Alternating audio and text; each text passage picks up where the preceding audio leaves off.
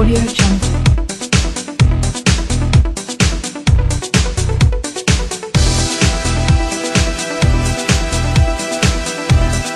Audio Jungle.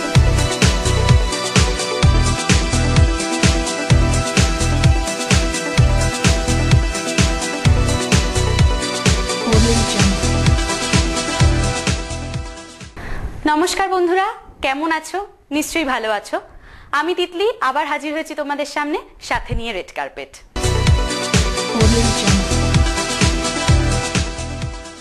Red কার্পেটের শুরুতেই আজকে তোমাদের জন্য রয়েছে একটা দারুণ খবর।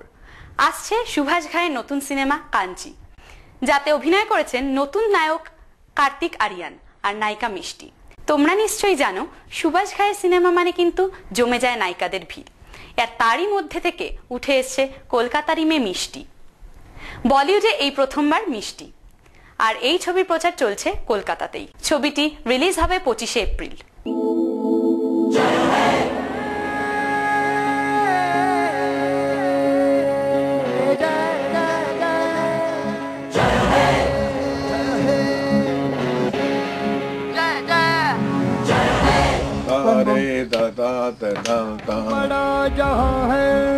मैंने जो गीत बनाया है सारे जहां से अच्छा ये हिंदुस्तान कहाँ है, वही तो सवाल है कांची का।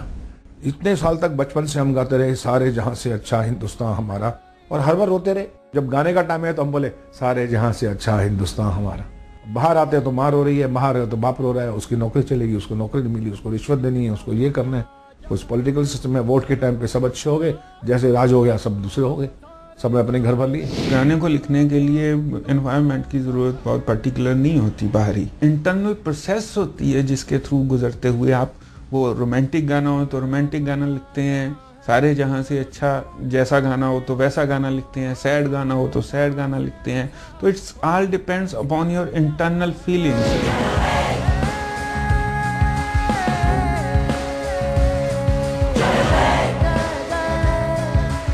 एक्चुअली देश की क्या हालत है और हम क्या कर सकते हैं इसके लिए। तो इट एक्चुअली कांची जब ये सॉन्ग सुनती है, it strengthens her motto, you know, it strengthens her goal, it gives her another way out to reach a goal. मेरे को सुभाष जी ने बोला एक लाइन सुन, रिकॉर्डिंग से पहले मैंने कहा बताइए, कहते सारे जहां से अच्छा वो हिंदुस्तान कहाँ है। मैंने कहा ये तो बहुत ही कमाल का स्टायर है। आपको मालूम है हम कहते हैं कि सच कड़वा होता है, आप सुभाष जी की फिल्में देखिए, सच कड़वा नहीं इंटरेस्टिंग होता है, लेकिन होता सच ही है।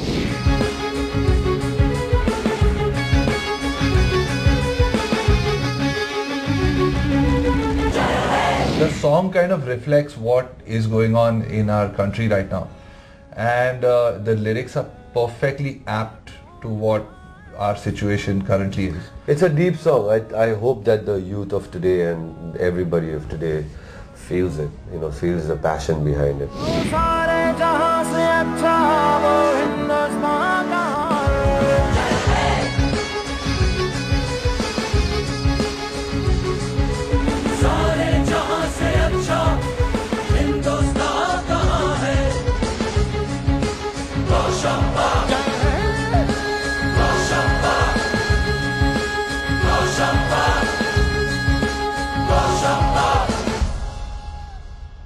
मैं भी यही सोच रहा हूँ कि मुझे कैसे मौका मिल गया ये फिल्म में।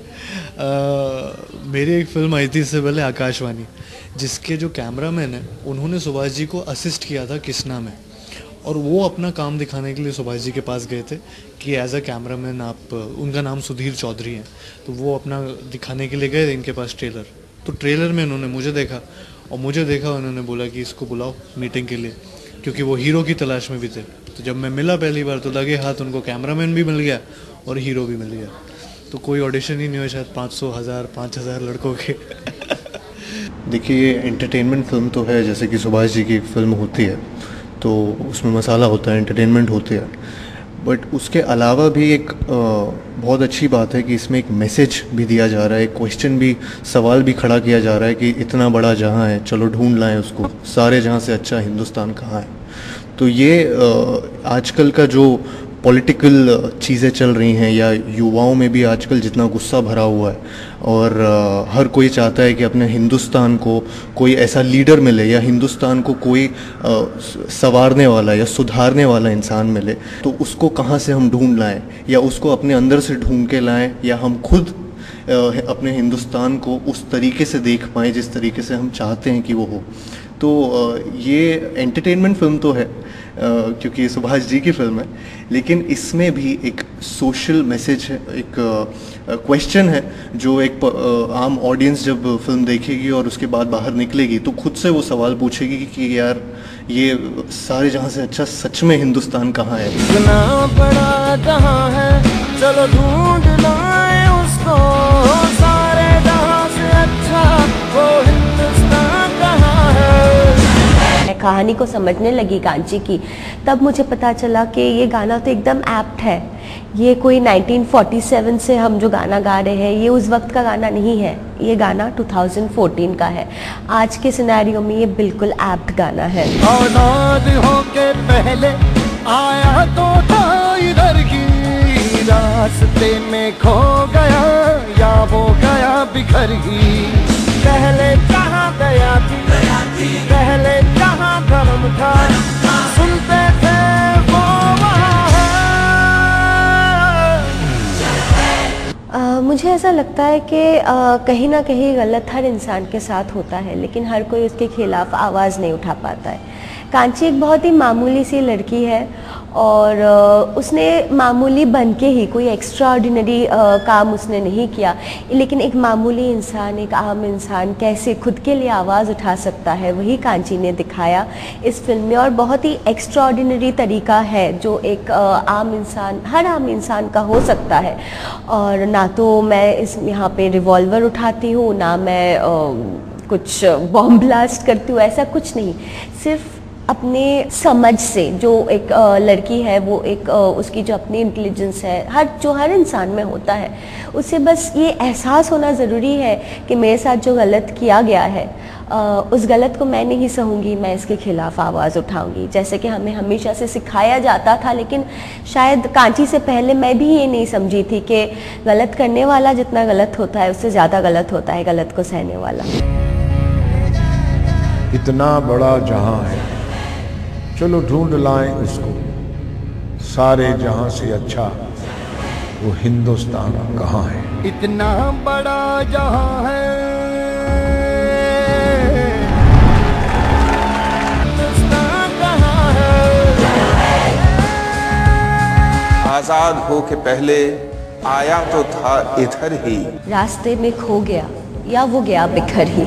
आजाद हो के पहले आया तो था इधर की, रास्ते में खो गया या वो गया बिखर ही। पहले जहाँ दया थी पहले जहां धर्म था, सुनते हैं वो वहाँ। इतना बड़ा जहाँ है चलो ढूंढ लाएं उसको, सारे जहाँ से अच्छा वो हिंदुस्तान कहाँ है। इतना बड़ा जहां है चलो ढूंढ लाए उसको, सारे जहां से अच्छा वो हिंदुस्तान कहाँ है।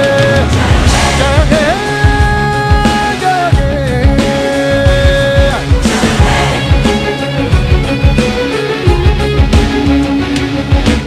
কাঞ্চি রিলিজের অপেক্ষাতে আমরা থাকবই, কিন্তু বন্ধুরা আরও একটা ছবি রিলিজের খবর আমরা দেখে নিই। শুরু হচ্ছে অয়নাংশু ব্যানার্জির নতুন ছবি বোধন। মূলত একটি পারিবারিক ছবি। পুজোর 6 দিনের পারিবারিক ক্রাইসিসকে নিয়েই এই ছবি। ছবির শুটিং কিন্তু এখনো শুরু হয়নি, চলছে ছবির ফার্স্ট লুকের কাজ। শুটিংটি বেশিরভাগই হবে কলকাতায়, এছাড়াও কালিম্পং এবং দীঘায়। আর জুলাইয়ের পরেই কিন্তু ছবিটির মুক্তি পাওয়ার সম্ভাবনা। সম্প্রতি হয়ে গেল বোধন ছবির ফার্স্ট লুক। এই ছবিতে দেখা যাবে অর্পিতা চ্যাটার্জি, জয় সেনগুপ্ত এবং সায়নী ঘোষ। এই ছবি সম্পর্কে ছবি ডিরেক্টর অয়নাংশু আমাদের জানালেন, এটা একটা ফ্যামিলি নিয়ে সিনেমা, একটা আপার মিডল ক্লাস ফ্যামিলি।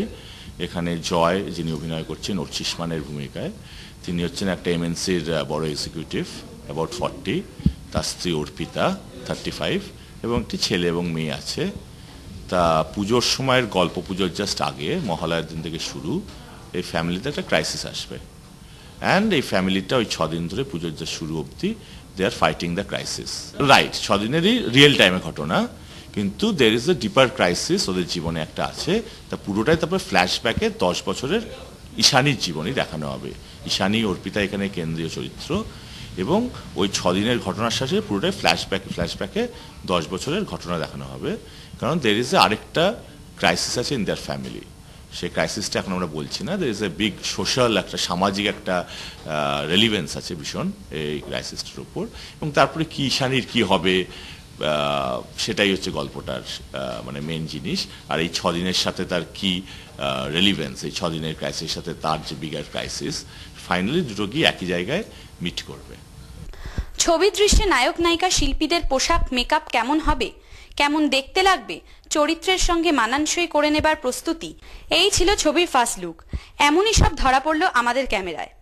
এই ছবি সম্পর্কে ছবির নায়ক নায়িকা জয় সেনগুপ্ত এবং অর্পিতা চ্যাটার্জি আমাদের জানালেন।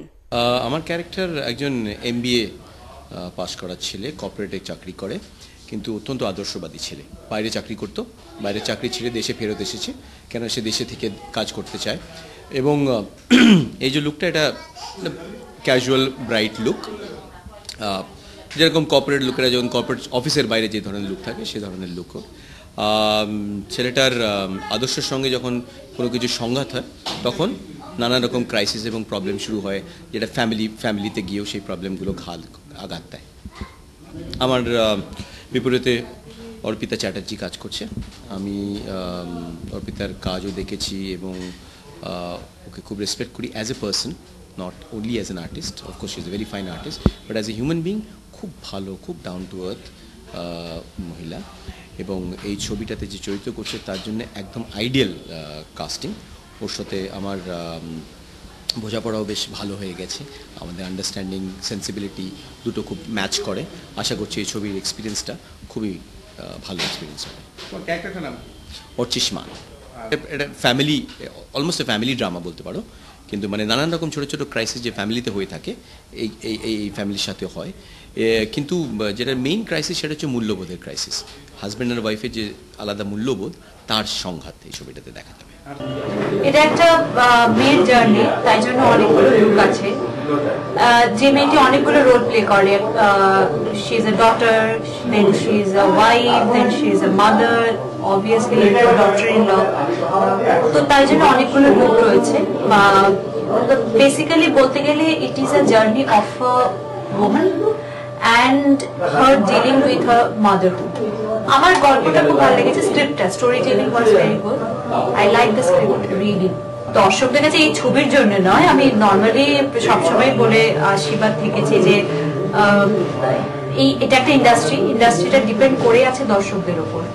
দর্শকরা টিকিট কেটে সিনেমা হলে এসে সিনেমা দেখলে এই ছবিটা বা আমার ছবি বলে নয়, একটা পুরো ইন্ডাস্ট্রি, এখানে কয়েক লক্ষ লোক কাজ করে তাদের সংসার চলে।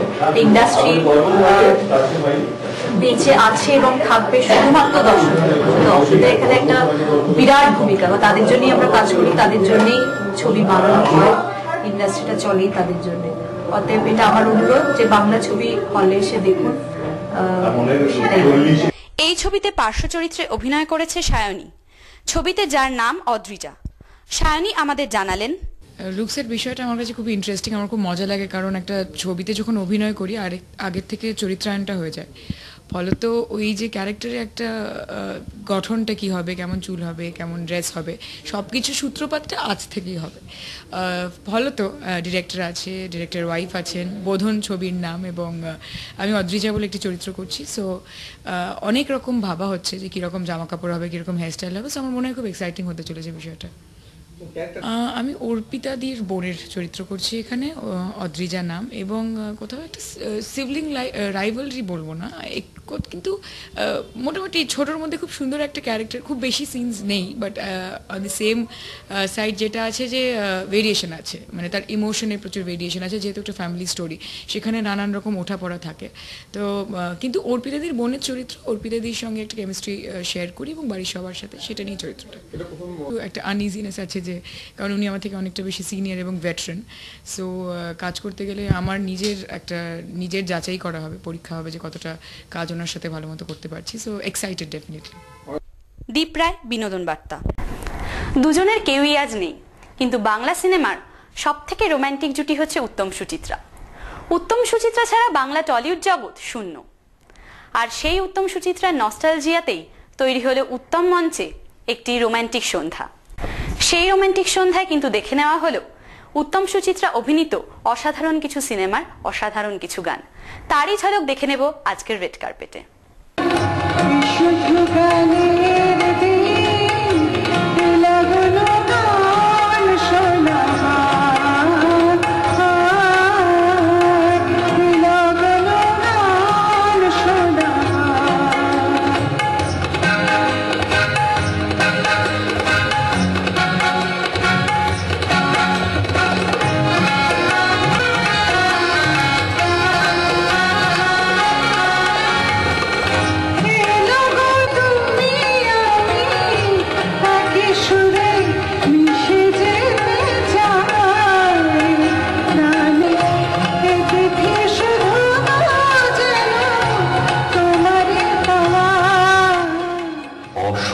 চাই না, তবে বাঙালি অর্থে যেমন হালখাতা, যেমন আটপৌরের শাড়ির মায়া, ধুতি পাঞ্জাবির সুপুরুষ কায়া, বাংলা মানে সবুজ বনানী, আদিগন্ত ধানের ক্ষেত, তেমনি বাংলা মানে উত্তম সুচিত্রার জুটি। বাঙালির বুকের ভেতর আবেগ আর নস্টালজিয়ার মিশেলে তৈরি যে বিরাট ফুসফুস, তাতে উজ্জ্বল তারা নক্ষত্রের কোনো অভাব নেই। কিন্তু সবার উপরে যে দুই নক্ষত্রের উপস্থিতি বহু বছর ধরে জ্বলজ্বল করছে, তাদের তুলনা বাকি কারোর সঙ্গে করতে গেলে গৃহদাহ তো অনিবার্য। উত্তর ফাল্গুনের মতো তারাও আমাদের ধরা ছোঁয়ার বাইরে থেকেছেন চিরকাল, কিন্তু অদৃশ্যে তাঁদের ঘিরেই বাঙালির হৃদয়ে ধীরে ধীরে সৃষ্টি হয়েছে সৃজনশীলতার সূর্য তরুণ। এত আলো এত আকাশ আগে দেখিনি, ওই চোখে পড়েনি, এই বন্ত কোথাও কাউকে এত আপন করেনি। আমি জানি তুমি কি জানো, এই এত আলো এত আকাশ আগে দেখিনি, ওই চোখে পড়েনি, এই বন্ত কোথাও কাউকে এত আপন করেনি। অগ্নিপরীক্ষার গানে মোর কোন ইন্দ্রধনু, সেই রোম্যান্টিক দৃশ্য যেখানে স্টুডিওতে কৃত্রিম পাহাড় তৈরি করে ধোঁয়া দিয়ে ধোঁয়াশার মতো সৃষ্টি করা হয়েছিল, যা আমাদের সত্যি সত্যি দার্জিলিংয়ে নিয়ে গিয়েছিল। অবাক হবার মতো ব্যাপার হলেও অনেক বিবাহিত দম্পতিও এই ছবি দেখে তাদের আসন্ন হানিমুন ক্যান্সেল করে দিয়েছিলেন। এতটা পরিতৃপ্ত ছিলেন তারা এই ছবি দেখে। আর শুধু তাই নয়, ছবির বিজ্ঞাপনেও পর্যন্ত উত্তম সুচিত্রাকে বয়ান লিখে স্বাক্ষর করতে হতো। এগুলো ছিল নিশ্চিত বিজ্ঞাপনের টোপ। অগ্রগামী গোষ্ঠীর সাগরিকা ছবির বিজ্ঞাপনে সুচিত্রা উত্তমের ঘনিষ্ঠ ছবির নিচে লেখা হয়েছিল, প্রণয় মধুর ভূমিকায় আমাদের যুগল অভিনয়ের পথে সাগরিকা স্মরণীয় হয়ে রইল। কি আশায় বাঁধি খেলা ঘর, বেদনার বালু চরে, কি আশায় বাঁধি খেলা ঘর, বেদনার বালু চরে, নিয়তি আমার ভাগ্য নয় যে, নিয়তি আমার ভাগ্য নয় যে, মিশিলি খেলা করে, বেদনার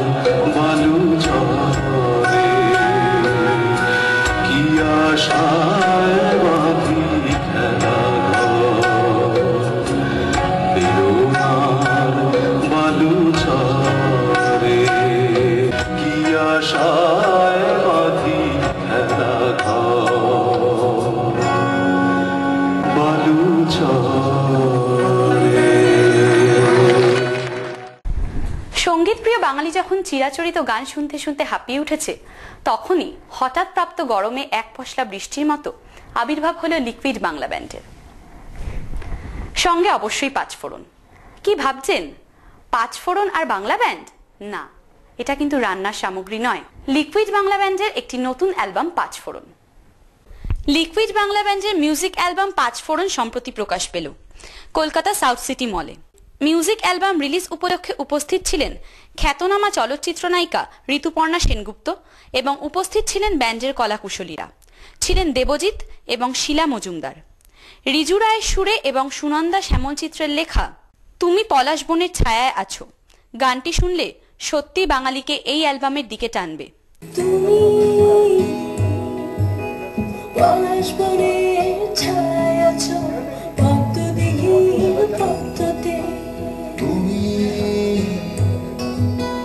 গাছের বনে মনের কোণে ঢাকের তালের ছন্দতে তুমি তুমি মেঘের কোণে রোদে আছো বাতাসের গন্ধতে তুমি মেঘের কোণে রোদে আছো বাতাসের গন্ধতে তুমি ক্ষেত মজুরের ছোট্ট মেয়ে আধো কথার শব্দতে তুমি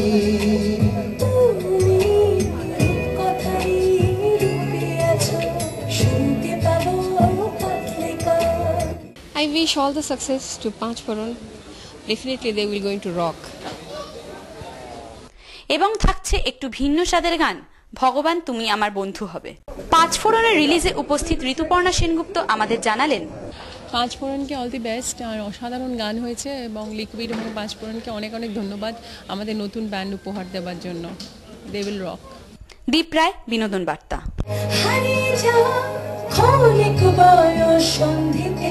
তুমি বৈশাখের ওই তপ্ত হাওয়ায় শ্রাবণ মাসের বর্ষণে তুমি পুরাতনীর ইতিহাসে সবুজ পরিবর্তনে তুমি লক্ষ কোটি দেশবাসী হাহাকারের ক্রন্দনে তুমি লক্ষ কোটি দেশবাসীর হাহাকারের ক্রন্দনে তুমি দুটি প্রাণের আকুল চাওয়ায় ভালোবাসার বন্ধনে। বিনোদন জগতের টুকিটাকি খবর নিয়ে আজকের রেড কার্পেট এখানেই শেষ করছি। রেড কার্পেটের পরবর্তী পর্যায়ে হাজির হব আরো অন্যান্য খবর নিয়ে।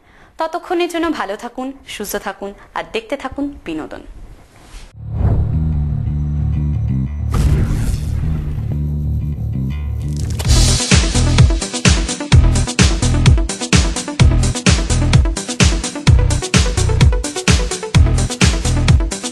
Audio Jungle.